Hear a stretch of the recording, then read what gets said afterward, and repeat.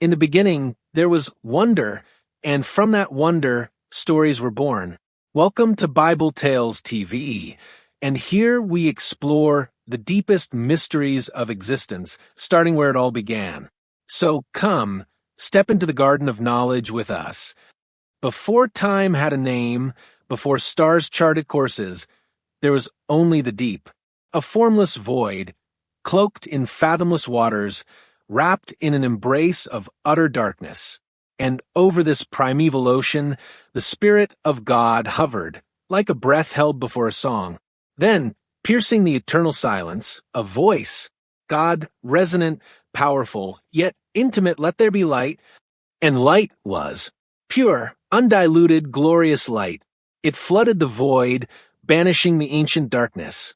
God saw the light, saw that it was good, and he separated the light from the darkness, calling them day and night. Evening yielded to morning, the first day. On the second day, the voice spoke again, let there be an expanse between the waters, and a great vault, the sky, arched overhead, separating the waters above from the waters below. A breathable space was born. The third day commanded the waters below, gather into one place. Let dry ground appear. And the restless seas retreated, pulling back like curtains to reveal rich, dark earth, fertile, expectant. God called the dry ground land and the gathered waters seas. And then over the newborn land, the voice sang, let the land produce vegetation, seed-bearing plants and trees yielding fruit. Instantly, the bare soil erupted. Tender shoots unfurled towards a new sky, vines snaked across the ground, and mighty trees, oak, cedar, fig, thrust upwards, their branches heavy with buds swelling into fruit, plump grapes, sun-warmed pomegranates, crisp apples. God saw the vibrant green, smelled the rich loam and sweet blossoms, and declared it good. The fourth day adorned the great vault. Let there be lights in the expanse. The greater light, the sun, blazed forth to govern the day. The lesser light, the moon, cast its silvery glow over the night, attended by a host of glittering stars.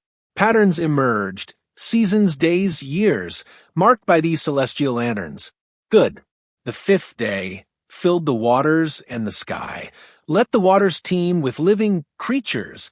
Let birds soar above the earth. And the seas became alive. Great leviathans breached the waves. Shimmering shoals of fish darted through coral forests, crabs scuttled on sandy floors. Above, the sky filled with wings, eagles circling on thermals, songbirds trilling melodies, herons wading in shallows. God bless them, be fruitful, multiply. Good. The sixth day turned to the land. Let the land produce living creatures, and the earth brought forth its own symphony of life. Cattle lowed in meadows, sleek predators prowled the shadows, burrowing creatures tunneled, and nimble deer leapt through sun-dappled forests. Every kind, every form. God saw the intricate web of life and declared it good. Then a profound pause.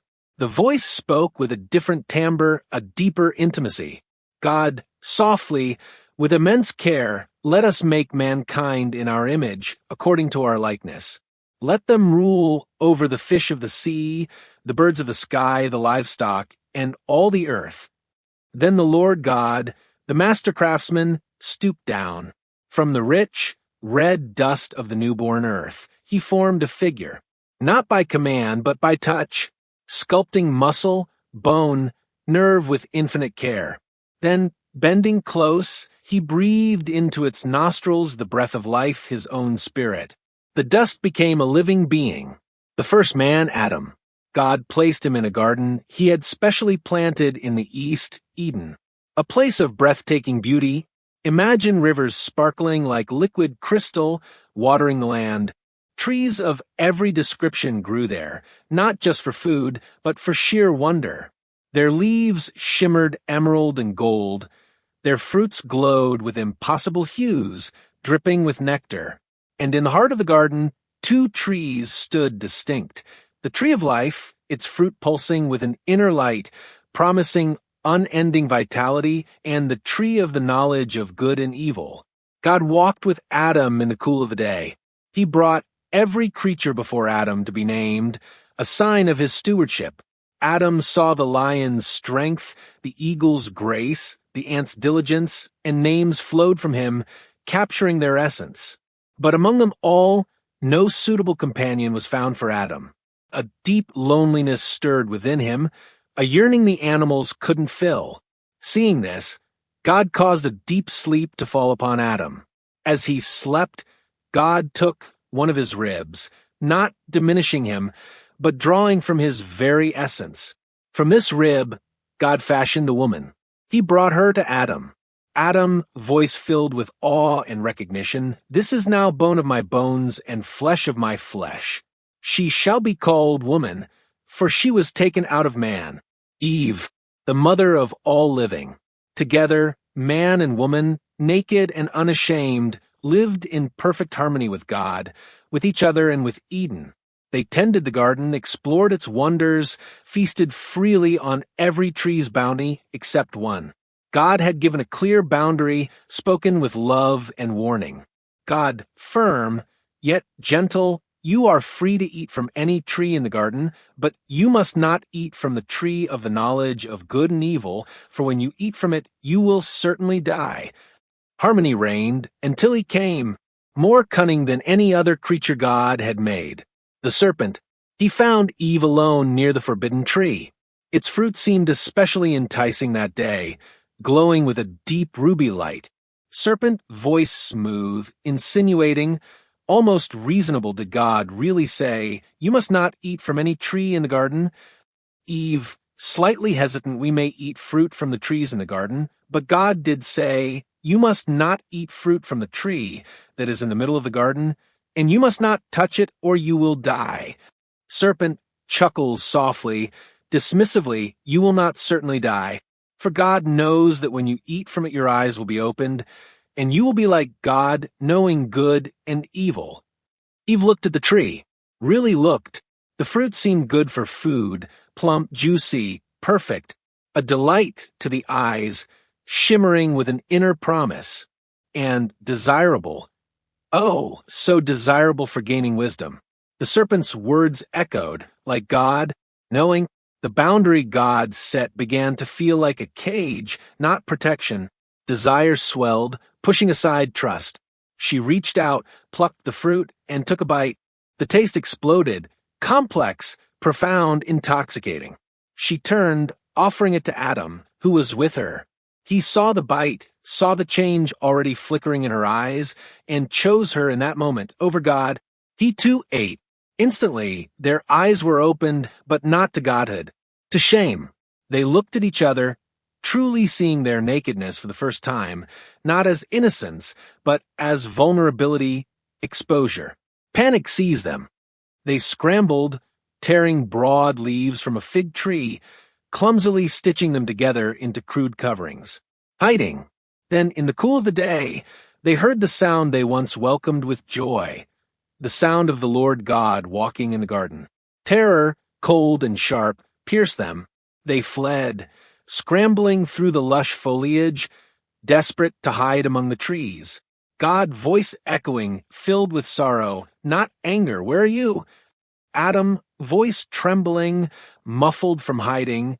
"I heard you in the garden, and I was afraid because I was naked, so I hid." God, gentle, probing. "Who told you that you were naked? Have you eaten from the tree I commanded you not to eat from?" Adam, voice rising with accusation. "The woman you put here with me, she gave me some fruit from the tree, and I ate it." God, to Eve, "What is this you have done?" Eve, voice small, defensive, "The serpent deceived me, and I ate." God's pronouncements fell like stones, each carrying the weight of consequence.